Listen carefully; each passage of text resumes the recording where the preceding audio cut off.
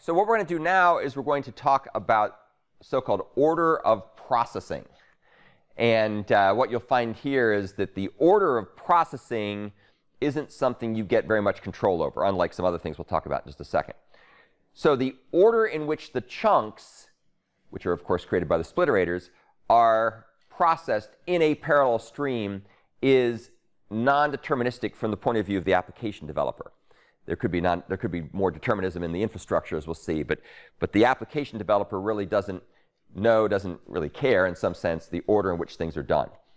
And that's because what happens as the splitterators end up splitting the data source up into its atomic sized chunks, those chunks are thrown into the common fork join pool, and they're processed by whatever means the fork join pool and other layers in the overall hardware and software stack decide to process the various elements.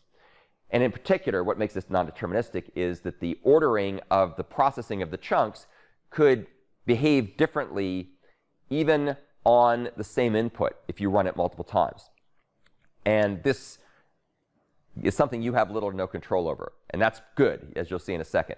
So you don't have any real control over how the chunks are processed, rather the order in which the chunks are processed. You can do a few things like control how many threads there are in the fork join pool, the common fork join pool, but you can't control how the chunks themselves, the order in which the chunks are processed. And the reason for this is to provide opportunities for optimization at multiple layers within the overall hardware and software stack. So if you think about a runtime environment that's got some hardware like processor cores and memory, and an operating system kernel and various layers of Java and maybe Android and so on, you want those layers to have the maximum freedom to decide how to schedule and run the processing of all these chunks in parallel.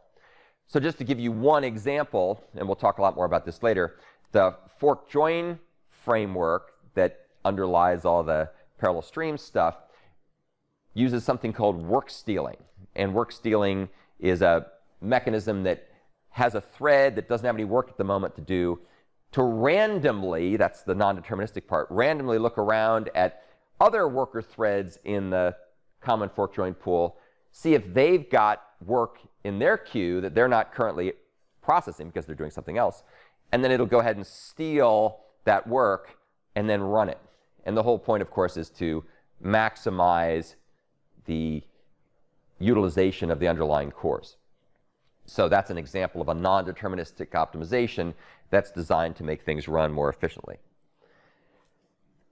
So that's just a quick overview of order of processing. As you can see, there really isn't much to say there except that you don't have much control over this, and that's by design because it gives the system more opportunities to optimize things that really are the system's responsibility, not the application developer's responsibility.